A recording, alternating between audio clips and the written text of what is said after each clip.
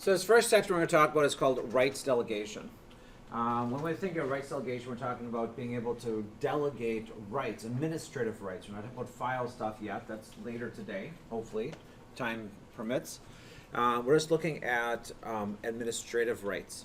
So if we look at our organizational unit, and I'm just going to use the animals one just as an example to begin with. We have an organizational unit called animals. And then underneath that, we have another organizational unit called, felines? Another one called canines. And then we have some people underneath here. I know that Max is there, and Fluffy is here. I actually don't have these on my server. Who else do we have on there? Wrong screen. Looks like Kitty is there. And then canines, we have Spot, Rascal, and Buddy.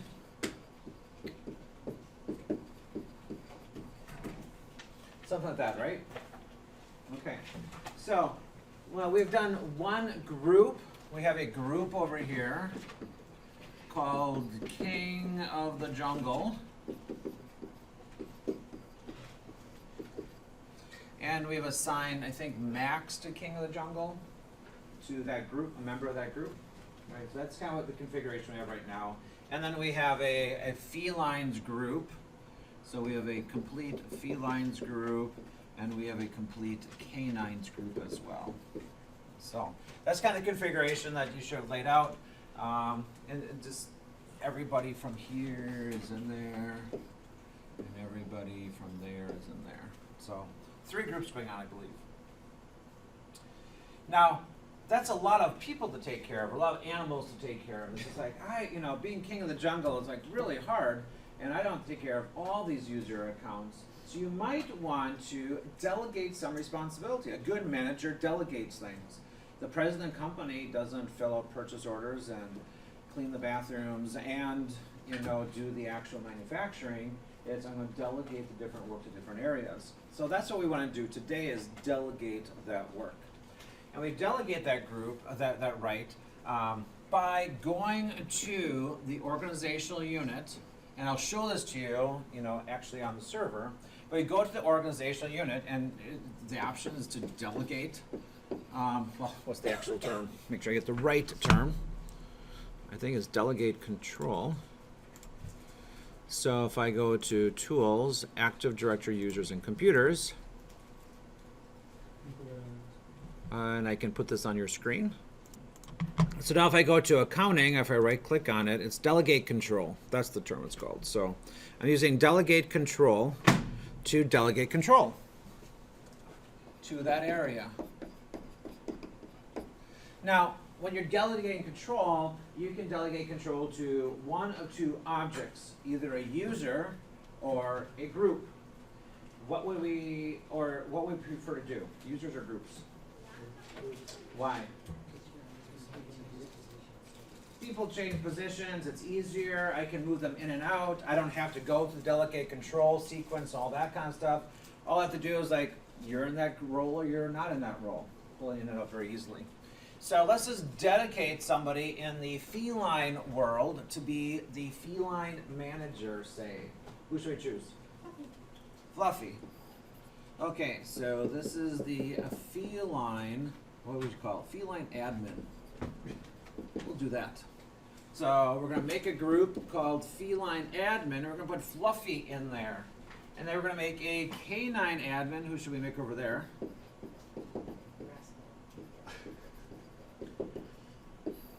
Not sure if I want Rascal to be my admin, but okay, we can do that.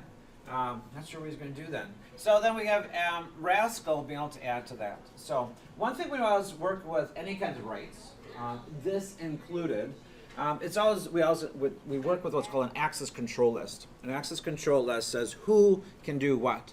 And we've already chosen the first part, so we want feline admins to do what. And that's what's really interesting. You have lots and lots of options of what you want to give them the ability to do. You don't give, somebody complete access to an area, or maybe you do, but you might want to have them do different specific functions. So I'm going to use this as a general example first, and I'll just go back to my server and show you what your options are. So if I right-click and delegate control, you have to choose a user or a group. And, I don't know, I'll just choose a sales manager. Well, actually, I'm in accounting, so I'll do accounting manager right now. I would not normally give a manager admin rights to my network. Just because they're a manager doesn't make them a network administrator. So I'm just using this as an example right now.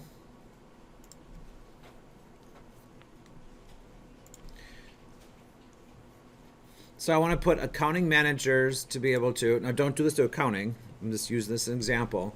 These are some common tasks that you can assign to them.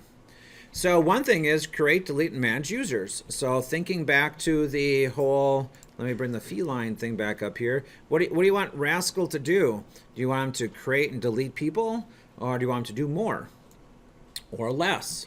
Other things are to reset users' passwords. That's very specific. Who, by the way, who might you give that to? Who would you give reset password to? Stuart. The administrator. Okay. Probably the administrators who would probably give create, delete, and manage the user accounts. When you manage user accounts that includes passwords, who would you just give reset passwords to? Like the help desk, maybe? Maybe somebody in your department. If you have a huge department, maybe you might allocate somebody there. But, the help desk would be a perfect one. Read all user information. I can't think of a specific one there. Maybe this would be an HR thing. Maybe let's, remember all that user information on there that you can see, addresses, phone numbers, or whatever. Or maybe you could give that to everybody. Maybe you want everybody to see everybody's user information, possibly. Here's a group management. A lot of times when we're looking at a whole network manager, we're looking at not only user accounts, but also group accounts as well. Modify membership of a group. Those kind of go together. This is more complete. The create, delete, and manage groups is everything in there. This is just memberships. You can't create and delete new groups, but you certainly could modify who the members are. So maybe you would change, who's in that manager role at that time, or maybe it's a special project one. Group policies, and again, we also talk about group policies, and yes, it's still coming, but lots of group policy things. Who can manage those?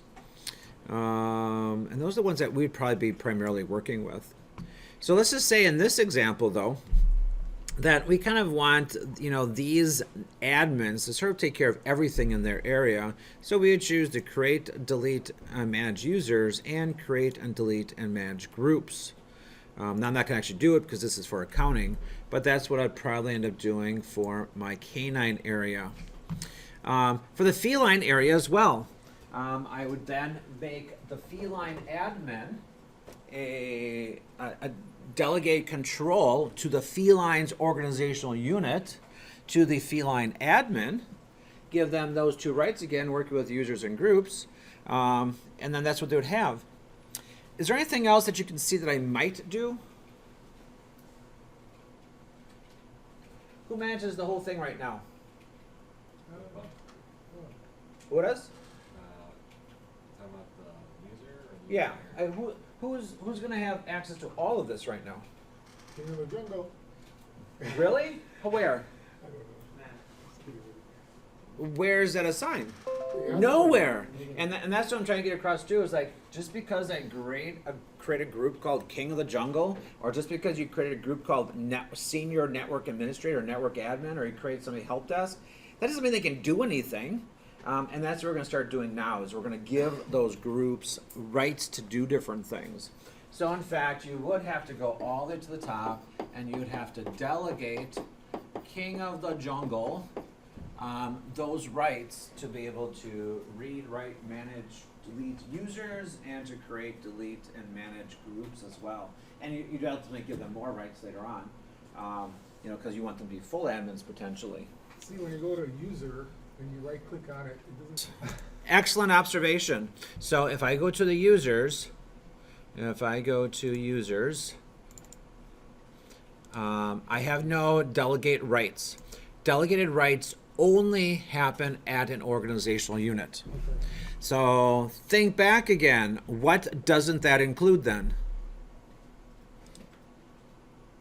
Normally it wouldn't include the computers, but here you can. So this is one of those things where organizational units and built-in containers, they don't work for group policies, but they do for delegation of control. It's one of those middle ground things, which is super, super confusing.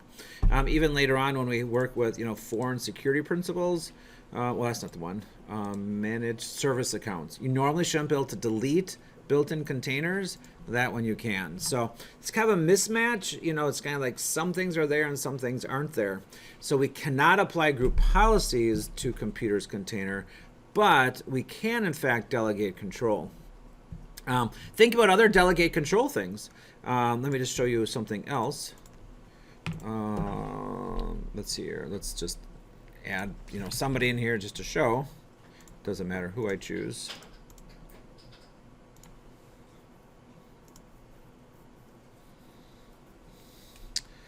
There is one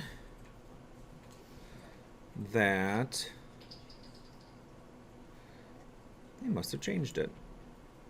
It used to be allowing a computer to join the domain. In addition to the ones that are common tasks, you can get very, very detailed and do a custom delegation. And then from there, you can say what other things you can do specifically. And let's see if that's in here. Computer objects. Group objects. Oh, just for fun. Let's just choose computer objects. I can create and delete them objects in there. That's not going to let me join, though. Yeah, I'm not sure what they did with that one. I'll have to look for it.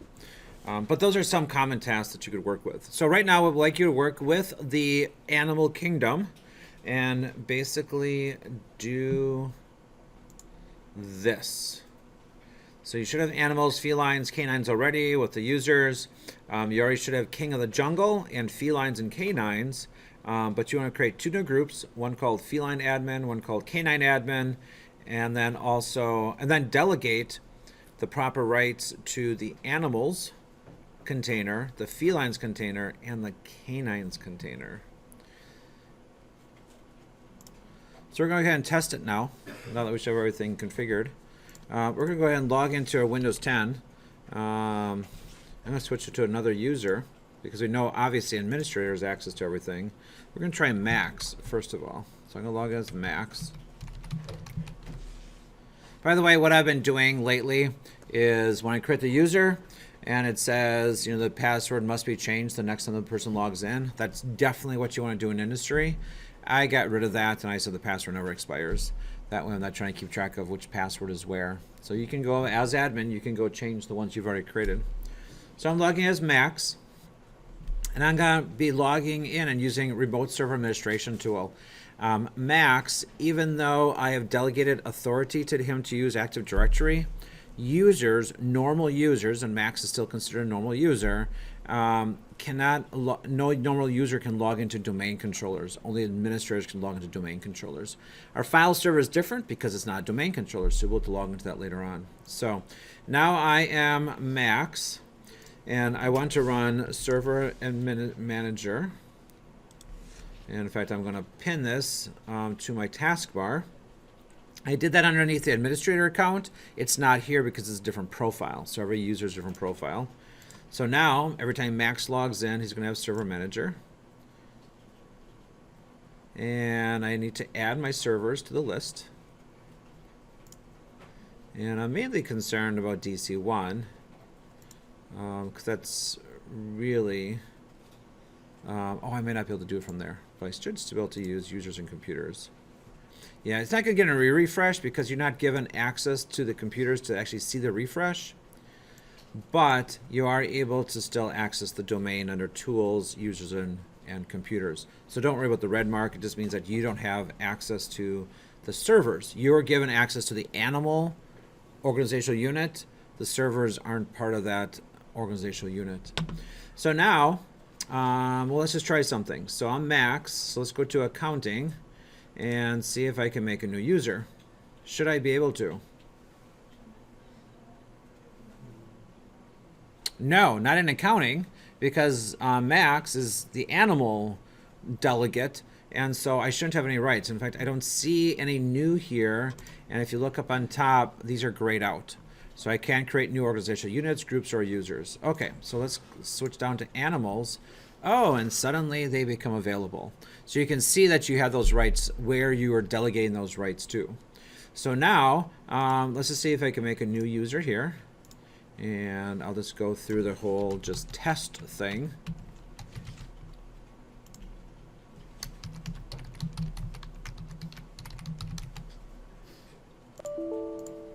And I would go, when you're practicing these things, definitely go through the entire creation of the object you're working with, because sometimes Windows will like make it look like you have rights to something, and you're saying, oh yeah, that works fine, and then you actually go do it, and then you can't. We actually did that before when we tried to delete an organizational unit. It says, are you sure? And you click OK, and then at the end it says you didn't have rights to do that. It was protected. So I can create them. Let me see if I can delete them, and I can delete the test user. Going under canines, it looks like I still have rights. That's because it's all flowing down. I have inherited the rights and it goes down, so I can work with users and groups from here as well. So I'm going to log out now, and I'm going to log in as a Rascal. I'm going to log in as Rascal and see if anything's different when I log in as Rascal. So I'm going to sign out. So what should be different? What do you anticipate will be different?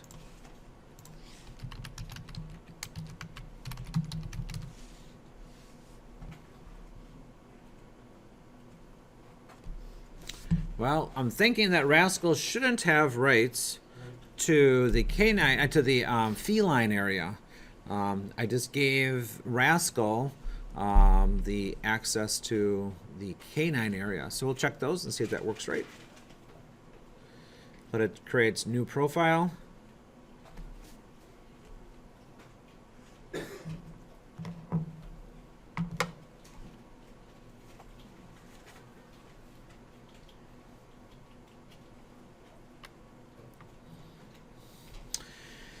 And once again, for the first time I log in, I'm going to have to find it, and then I'll pin it to my taskbar. So now Rascal will have it part of his taskbar. Let's see if I can go right to here. I can. Okay, so I don't have to add it. I go under Animals. I can't create groups or users. I go under Felines, and I can't create users or groups. Let me just try to delete somebody. Let me go ahead and delete. Oh, I'll delete Kitty. We'll see what happens. Are you sure? Yes. Oh, I don't have sufficient rights. So, good. That's good. That's exactly what I want. So I go to Canines, and then it looks like I have everything accessed here. So let me just try to make a new. I'll do a group. Dogs. I'll make it called Dogs or DGOs, and I'll delete it. And I can delete. So I can do everything where I want to go. So I don't know if Excellent observation. Yes, I think early on, I threw all the cats on third shift. And so that means that they wouldn't be able to log in. Now that's individual user accounts. So maybe Max, being, the king of the jungle, maybe may not be so nocturnal, and so you could remove the login rights. Excellent observation. Yes, you may have run into the issue. You couldn't log in. Like, what? So good troubleshooting on that. Excellent, excellent. Well, what you're going to end up doing is basically the same thing for your organizational units. So we're not going to do that right now. I'll give that to you as basically homework, and you can work on it later on today. But as long as you have canines and felines kind of configured, you should be good. Looking in the learning plan, it does just tell you to use the rights delegation to have the help desk be able to reset passwords. User rights delegation, use rights delegation to have the network admin to be able to manage the entire domain, I should clarify the entire GOPA domain. So everything in the domain. So looking at the structure, that's going to be way up on top, right on GOPA.com, delegate control. I want the network admin group to have access to that. Other things, let's see. Then log in as a couple different people and see what happens. Log in as a help desk person, log as a network admin. Try to reset somebody's password and try to create new users and delete that user, kind of like we did. So, okay, go and take another break. We'll come back and we'll look at file systems. We'll probably just do an introduction today, getting the file system up and running, and then maybe a quick introduction to file system rights, and then dealing with the bigger aspect of rights and shares next week.